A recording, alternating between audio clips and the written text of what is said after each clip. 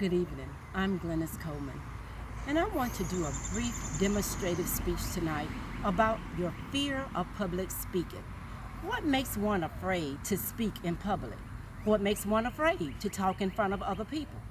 Well, there are a lot of things that can cause you to be excited when you get ready to speak in front of other people, that might make you nervous, that might make you sweat. But the thing about it is that when you need to tell something, nobody can tell your story like you can tell your story. Nobody can express you like you can express you. Why are people afraid of public speaking? Sometimes they are not comfortable with the way they look, how they feel, how they sound, because they don't sound like other people. But the key to it is be yourself, speak like you, and do what makes you comfortable. Some people are self-conscious. They're worried about other people judging them, what other people think. But that's okay. Just be you. Open up your mouth, articulate, and just the number one thing though, when you need to do public speaking is to be prepared. Always be prepared when you're going to speak to somebody. Know your audience and know your information before you get ready to speak.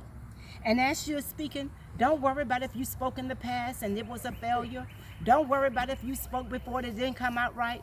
Don't worry about that. Just speak for now. It's okay. As you begin to speak to your audience, just admit that you're nervous. If you're nervous, admit, I'm nervous. Admit, I'm not good at doing this. Admit it. And once you admit it, that helps you to get over your fear. Once you get over your fear, you need to always remember, get you a focal point. Get you a focal point so that you can not worry about who's around you, what's around you, and you'll be able to concentrate. I heard one person say before that when they do their speaking, they look at a clock on the wall behind the people so that they would have something to focus on. Somebody else once said that they imagine everybody in the audience is naked, and that's what makes them smile, and that's what gives them the courage to speak. I was sharing with my son that to give an illustration of doing a demonstrative speech, I wanted to share, and I was telling him that if you're like me, we're from a military family, and if we go out to what we call the commissary, the PX at Fort Polk, you have to have on a mask to go into the facilities. And the thing about it is, when you go, if you don't have a mask, they don't want you to come in.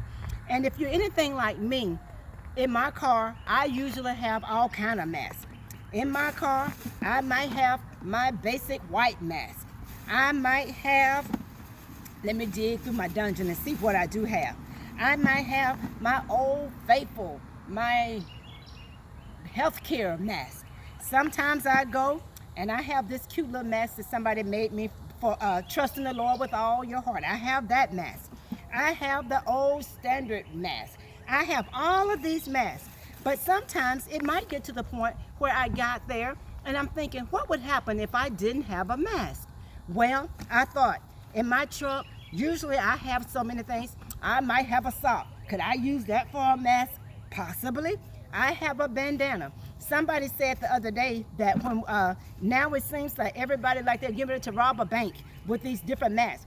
Maybe I could use that. But I want to show you something briefly and quickly. A fast way to improvise if you get somewhere and you don't have your mask. And what I'm going to do, I'm going to take a basic piece of fabric. Excuse me. All right, this is the piece of fabric that I'm going to use. And I want you to watch what I'm going to do. This is really simple, really quick. You probably won't have these items in your vehicle, but just in case you do, this is what you're going to do. You're going to take that little piece of fabric, and this is as simple as 1, 2, 3, and this will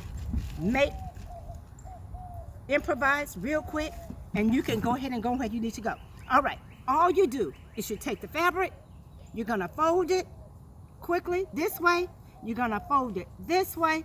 This is called a no-sew mask. Once you fold it, I'm going to flip it again this way, I'm going to flip it again this way, then I'm going to take my rubber bands. Watch me now, don't lose me. This is really simple, really quick, easy peasy.